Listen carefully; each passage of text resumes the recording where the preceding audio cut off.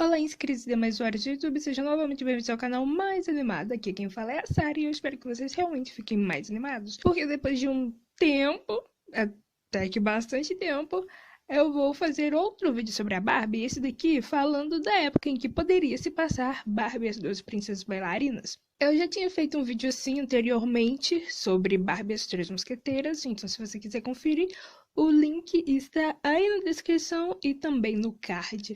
Mas hoje é a vez da Genevieve e das suas 11 irmãs. Primeiro, vamos começar pela localização do reino da Genevieve. Tenho para mim que ela se passa na Alemanha e eu vou explicar o porquê.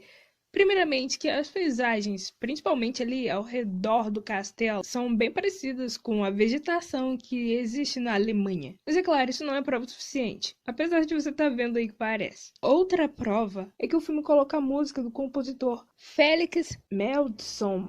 Félix. Ele possui uma composição sua no filme, e seria uma forma da produção fazer referência à localização do filme baseada na nacionalidade do compositor de uma música em que eles usam na trilha sonora. Outro ponto é que o próprio conto das 12 princesas bailarinas ou das 12 princesas dançarinas é um conto de fadas alemão dos irmãos Grimm. Esses dois irmãos, que são muito famosos pelos seus contos de fadas, que não eram da Idade Média, só para ressaltar, nasceram em uma região que atualmente corresponde à Alemanha. Então eu acho que essas três provas rápidas são boas o suficiente para dizer que se passa na Alemanha. Mas em qual parte exatamente da Alemanha?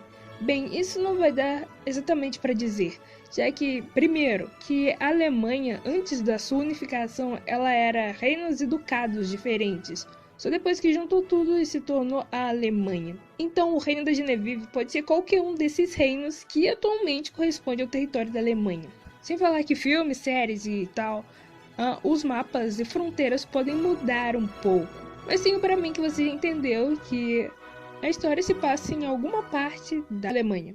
Agora sim, vamos ver em que época o filme poderia se passar, começando pelas vestimentas. Primeiro, vamos analisar o vestuário masculino. As roupas, tanto do mensageiro de outro reino, a do criado do castelo e a do próprio rei, são mais ou menos parecidas. É claro que a do rei vai ser um pouco mais elaborada, mas elas todas têm a mesma estrutura, que seria esse casaco comprido, não abotoado completamente, um colete por baixo e uma bermuda. Uma bermuda que vai até os joelhos, cobre até os joelhos e embaixo dela temos um par de meias brancas. Renda, bordado, estampa, cor, uma peruca branca para os mais ricos era muito comum no período rococó.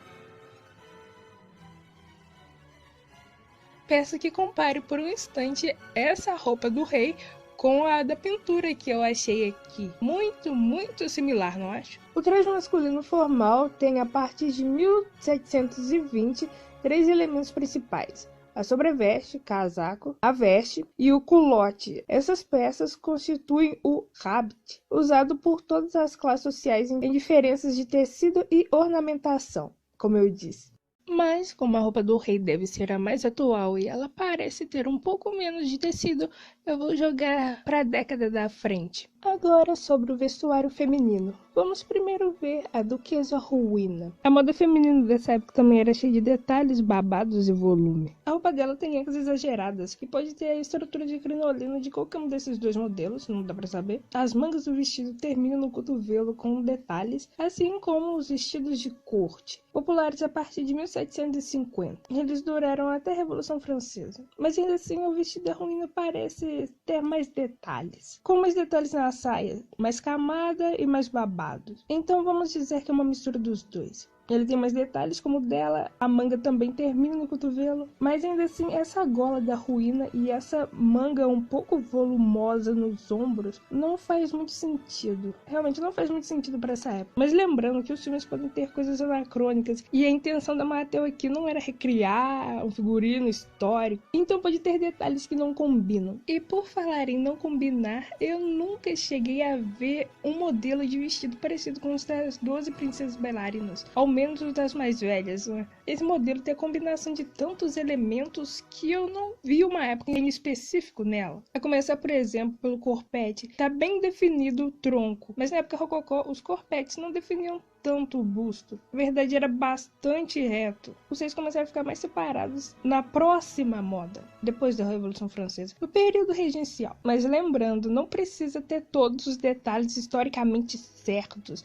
Essa não era a intenção do filme. Mas ainda assim eu tenho uma explicação, porque as roupas delas não são tão parecidas com o da Ruína. Elas são princesas dançarinas. São princesas desobedientes, fugionas, que vivem executando alguma atividade. E a principal delas é a dança. E ter um vestido com poucas camadas de saia, e além do mais, com a saia mais curta, para ter mais liberdade de movimento, por exemplo, são coisas que essas princesas necessitavam.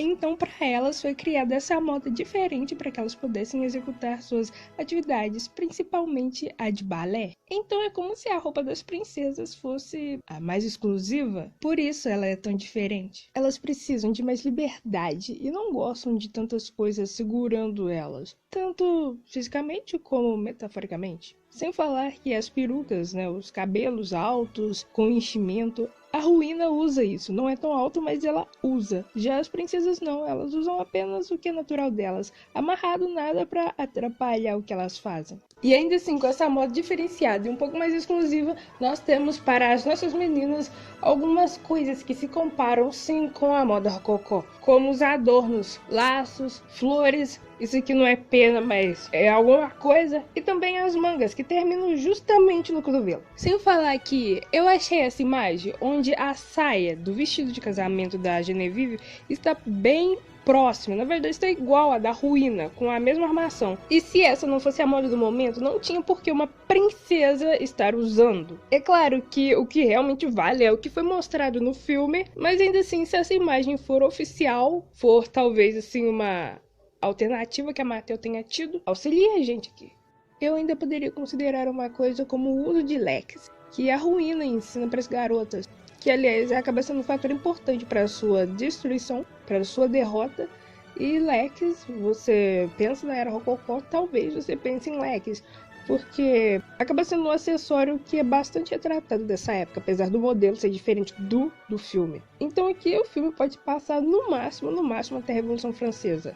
Sim, Revolução Francesa, mesmo o filme se passa na Alemanha. Mas a Revolução Francesa causou impacto em outros países da Europa também. Impacto e medo nos nobres, aliás. A questão é que nós não temos muitos eventos aqui como tínhamos em Barbie e as Três Mosqueteiras e nem vemos outras mulheres além da Ruína e das irmãs.